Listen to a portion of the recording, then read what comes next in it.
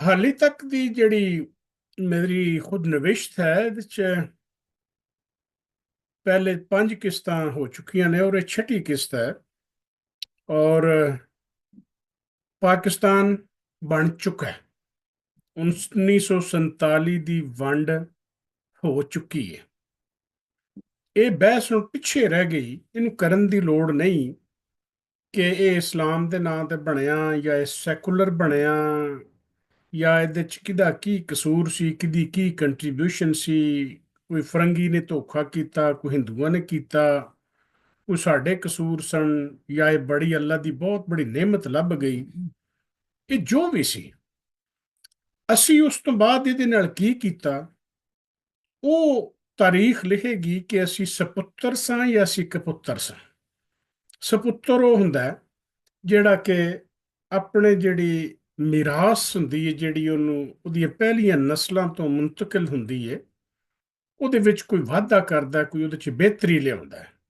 ਕਪੁੱਤਰ ਉਹ ਹੁੰਦੇ ਨੇ ਜਿਹੜੀ ਪਿਛਲੀ ਮਿਰਾਸ ਨੂੰ ਤਬਾਹੋ ਬਰਬਾਦ ਕਰਕੇ ਤੇ ਪਿਛਲਿਆਂ ਦਾ, ਆਪਣੇ ਵਡੇਰਿਆਂ ਦਾ, ਆਬਾਓ ਅਜਦਾਦ ਦਾ ਨਾਮ ਹੀ ਬਦਨਾਮ ਕਰਦੇ ਨੇ। ਹੁਣ 14 ਅਗਸਤ 1947 ਆ ਗਿਆ, ਪਾਕਿਸਤਾਨ ਬਣ ਗਿਆ, ਲੱਖਾਂ ਤੇ ਕਰੋੜਾਂ ਕੁਰਬਾਨੀਆਂ ਹੋ ਚੁੱਕੀਆਂ। ਇੱਥੇ ਆ ਕੇ ਹੁਣ ਮੈਂ ਜਿਵੇਂ ਅੱਗੇ ਅਰਜ਼ ਕੀਤਾ ਸੀ, ਜਿਵੇਂ ਸਾਰੀ ਦੁਨੀਆ ਉੱਥੋਂ ਜਿਹੜੀ ਮੁਹਾਜਰ ਬਣ ਕੇ ਆਈ ਇੰਡੀਆ ਦੇ ਵਿੱਚੋਂ, ਮੁਤਹਿਦਾ ਹਿੰਦੁਸਤਾਨ ਚੋਂ, ਉਹ ਜਿੱਥੇ ਜਿੱਥੇ ਜਿਹਦਾ ਜਿੱਦਾ ਜਿੱਥੇ ਟਿਕਾਣਾ ਲੱਭਾ ਉਹਨੂੰ, ਉਹ ਆਪ ਜਾ ਕੇ ਤੇ ਉੱਥੇ ਬਹਿ ਗਏ।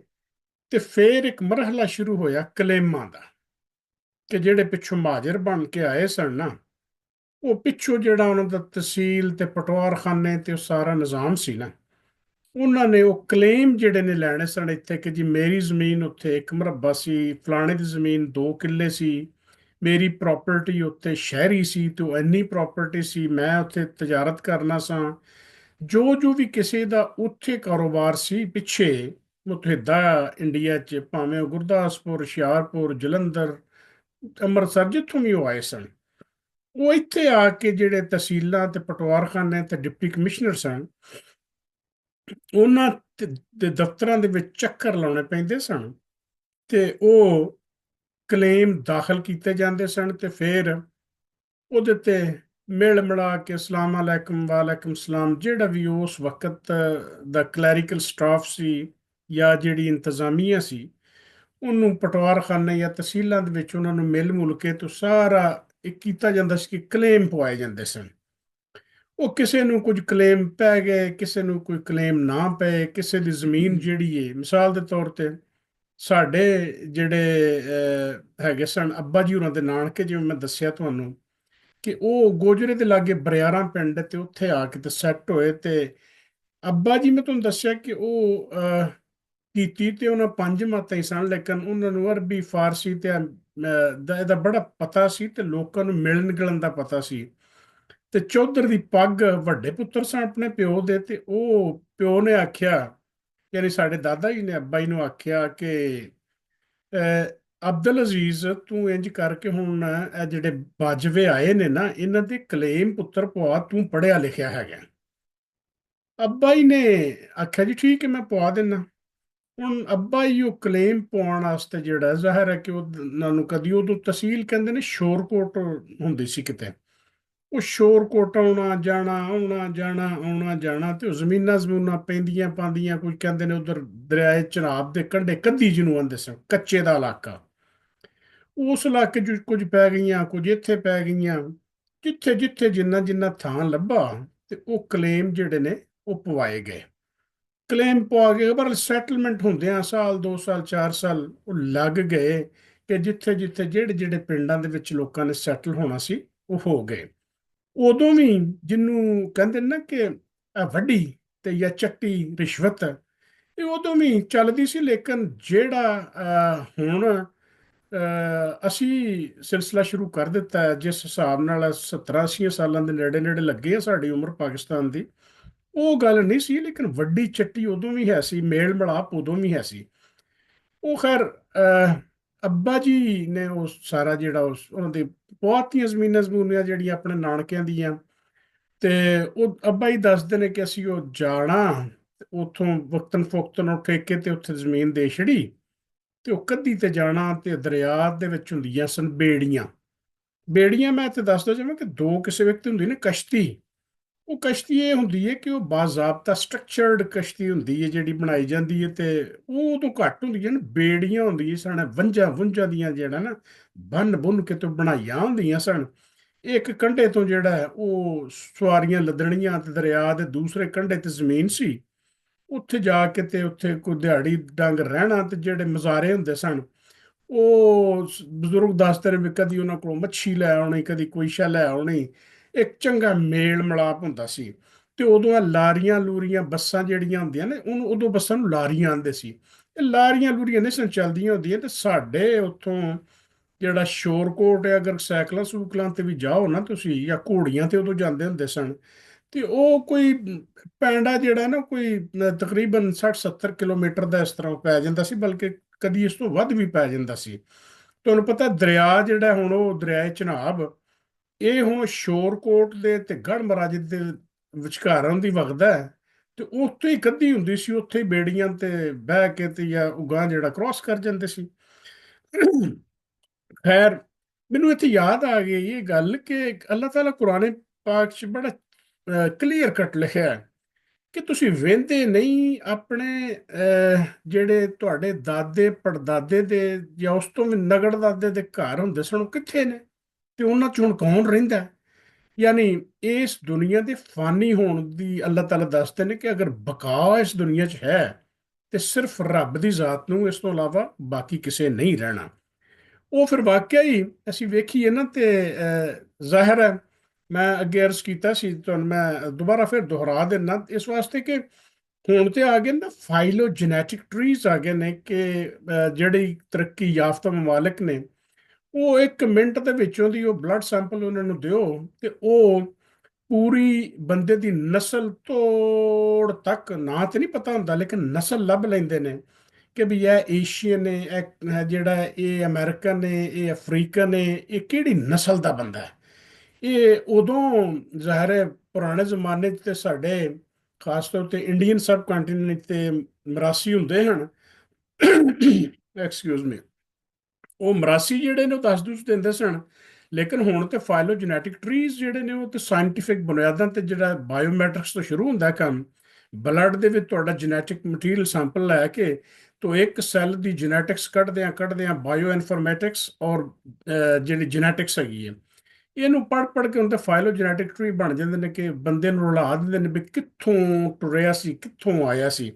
ਇਹ ਜਿਹੜੇ ਪੁਰਾਣੇ ਜ਼ਮਾਨੇ ਦੀਆਂ ਕਬਰਾਂ ਦੇ ਵਿੱਚੋਂ, ਹੱਡੀਆਂ ਦੇ ਵਿੱਚੋਂ ਲੈ ਲੂ ਕੇ ਨਾ, ਜਿਹੜਾ ਉਹਨਾਂ ਦਾ ਸੈਲਫ ਵਗੈਰਾ ਨੇ, ਉਹ ਮਟੀਰੀਅਲ ਲੈ ਕੇ ਤੇ ਉਹਦੇ ਬੜੇ ਜੈਨੇਟਿਕ ਐਨਾਲਿਸਿਸ ਹੁੰਦੇ ਨੇ, ਆਰਕੀਓਲੋਜੀਕਲ ਸਟੱਡੀਜ਼ ਜਿਹਨੂੰ ਕਹਿੰਦੇ ਨੇ। ਉਹ ਆਰਕੀਓਲੋਜੀਕਲ ਸਟੱਡੀਜ਼ ਬੜਾ ਝੂਠਾ ਸੱਚਿਆਂ ਨੂੰ ਸਾਬਤ ਕਰ ਦਿੰਦੇ ਨੇ।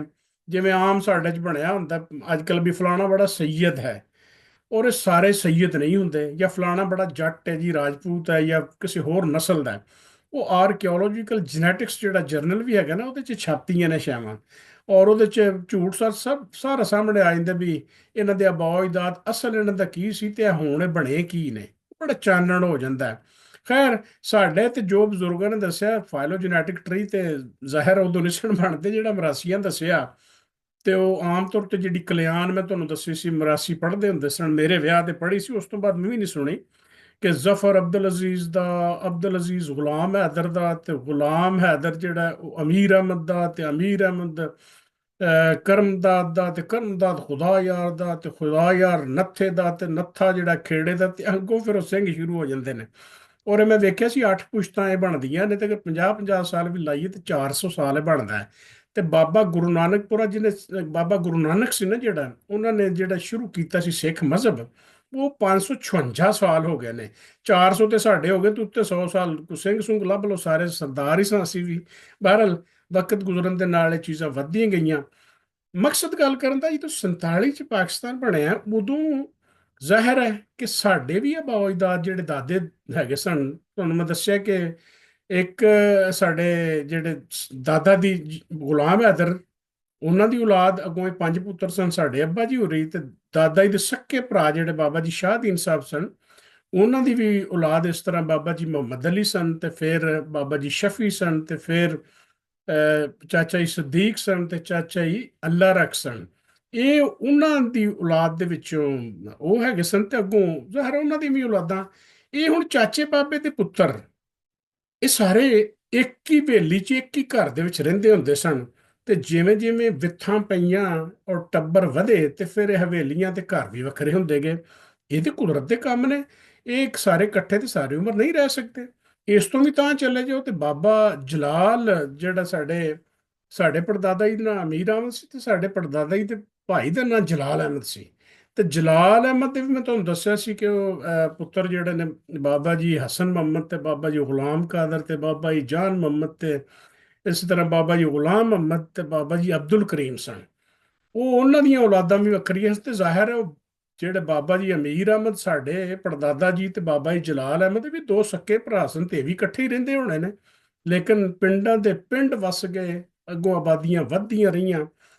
ਇਹ ਹੁਣ ਇੱਕ ਹੀ ਘਰ 'ਚ ਅਸੀਂ ਰਹਿੰਦੇ ਸਾਂ, ਸਾਡੇ ਬਜ਼ੁਰਗ ਜਿਹੜੇ ਨੇ। ਉਹ ਉਸ ਤੋਂ ਬਾਅਦ ਫਿਰ ਜਿਹੜੇ ਅਸੀਂ ਵੱਖਰੇ ਹੋ ਗਏ ਘਰ ਦੇ ਵਿੱਚ, ਜਿਸ ਵੇਲੇ ਅੱਗੇ ਚਾਚੇ ਬਾਬਿਆਂ ਦੀ ਵੀ ਸ਼ਾਦੀਆਂ ਸ਼ੁਦੀਆਂ ਹੋ ਗਈਆਂ, ਤੇ ਸਾਡੇ ਜਿਹੜੇ ਅੱਬਾ ਜੀ ਹੋਰਾਂ ਦੇ ਚਾਚੇ ਦੇ ਪੁੱਤਰ ਪਤਰੇਰ ਜਿਹਨੂੰ ਆਂਦੇ ਨੇ, ਕਜ਼ਨ ਜਿਹਨੂੰ ਕਹਿੰਦੇ ਨੇ, ਫਸਟ ਕਜ਼ਨ, ਉਹ ਜਿਹੜੇ ਨੇ ਉਹ ਦੂਸਰੇ ਘਰਾਂ ਦੇ ਵਿੱਚ ਚਲੇ ਗਏ। ਅਸੀਂ ਹੁਣ ਉਸ ਤੋਂ ਬਾਅਦ ਪਾਕਿਸਤਾਨ ਜਿਸ ਵੇਲੇ ਬਣ ਗਿਆ, ਹੁਣ ਇੱਥੇ ਗੌਰ ਵਾਲੀ ਗੱਲ ਹੈ। ਮੈਂ ਅੱਗੇ ਅਰਜ਼ ਕੀਤਾ ਕਿ ਪਾਕਿਸਤਾਨ ਬਣ ਗਿਆ, ਚੰਗਾ ਬਣ ਗਿਆ, ਬੜਾ ਵਧੀਆ ਬਣ ਗਿਆ। ਪਹਿਲੇ ਗਵਰਨਰ ਜਨਰਲ ਉਹਦੇ ਕਾਇਦੇ ਆਜ਼ਮ ਰਹਿਮਤੁल्लाह अलैह, ਜਿਹੜੇ ਕਿਆ ਹੈਗੇ ਨੇ ਕਾਇਦੇ ਪਾਕਿਸਤਾਨ, ਕਾਇਦੇ ਆਜ਼ਮ ਦਾ ਨਾਮ ਉਹਨਾਂ ਨੂੰ ਖਿਤਾਬ ਦਿੱਤਾ ਜਾਂਦਾ, ਜਿਹੜੇ ਖਾਲਿਕ ਪਾਕਿਸਤਾਨ ਦੇ ਕਹਿ ਲਓ ਤੁਸੀਂ। ਔਰ ਉਹਨਾਂ ਦਾ ਅਰਸਾ ਜਿਹੜਾ ਬੜਾ ਮਹਦੂਦ, ਔਰ ਉਹਨਾਂ ਨੇ ਜਿਹੜਾ ਉਸ ਵਕਤ ਜਿਹੜੀ ਅਸੀਂ ਇਨਹੈਰਿਟ ਕੀਤੀ ਸੀ ਮਿਰਾਸ ਵਿੱਚ ਬਿਊਰੋਕ੍ਰੇਸੀ, ਜਾਂ ਜਿਹੜੀ ਫੌਜ ਅਸੀਂ ਇਨਹੈਰਿਟ ਕੀਤੀ ਸੀ, ਉਹਦੇ ਨਾਲ ਖਿਤਾਬ ਕਰਦਿਆਂ ਆਪਣਾ ਉਹਨਾਂ ਨੁਕਤਾ ਨਜ਼ਰ ਹਮੇਸ਼ਾ ਹੀ ਦੱਸਿਆ ਵੀ ਇਹ ਪਾਕਿਸਤਾਨ ਮੈਂ ਬਣਾਇਆ ਕਾਹਦੇ ਲਈ ਹੈ। ਉਹ ਪਾਕਿਸਤਾਨ ਤਾਂ ਬੇਸਿਕਲੀ ਇੱਕ ਡੈਮੋਕ੍ਰੈਟਿਕ ਜਿਹੜੀ ਇੱਕ ਮੁਲਕ ਸੀ।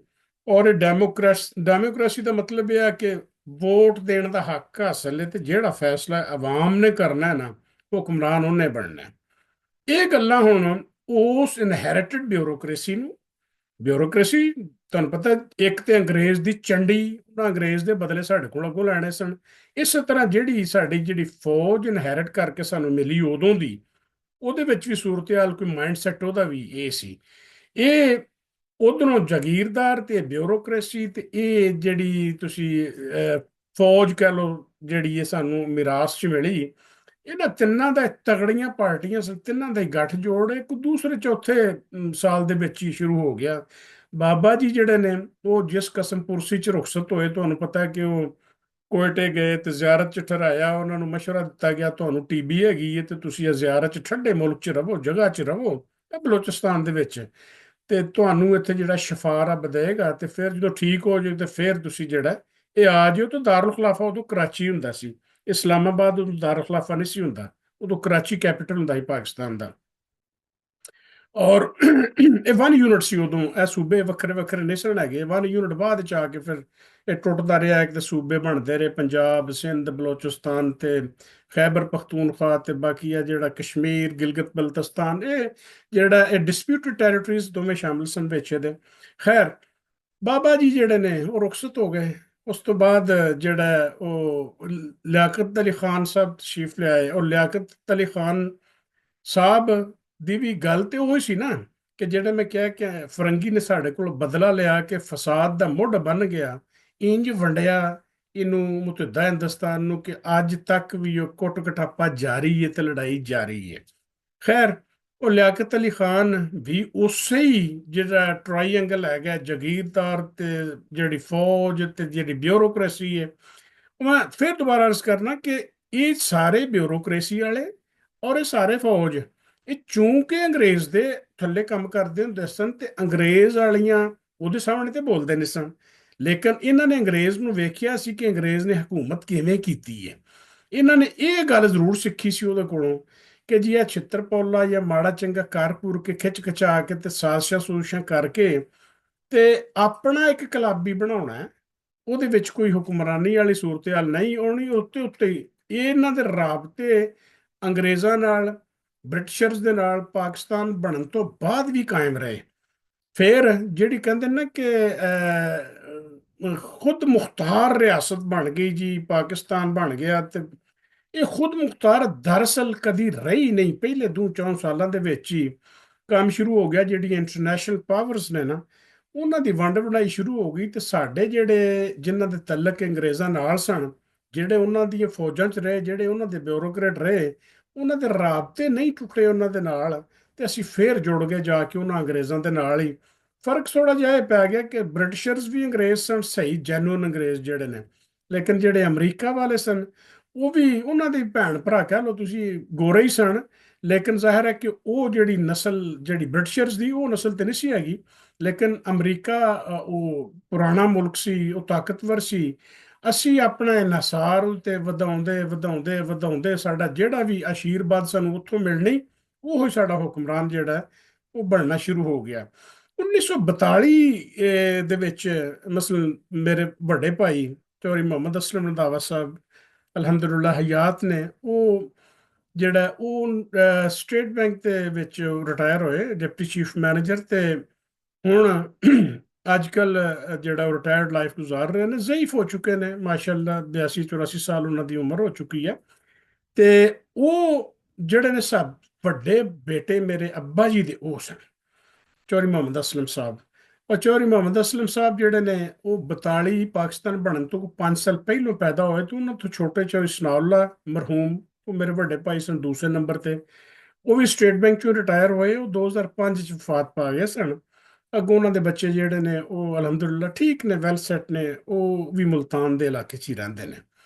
ਉਸ ਤੋਂ ਬਾਅਦ ਜਿਹੜਾ ਉਹ ਉਹਨਾਂ ਤੋਂ ਛੋਟੇ ਫਿਰ ਭਾਈ ਜ਼ਕਾਉल्लाह ਹਸਨ ਮਰਹੂਮ, ਉਹ ਵੀ ਵਫਾਤ ਪਾ ਚੁੱਕੇ। ਔਰ ਉਹ ਕਰਾਚੀ ਉਹਨਾਂ ਦੀ ਡੈਥ ਹੋਈ।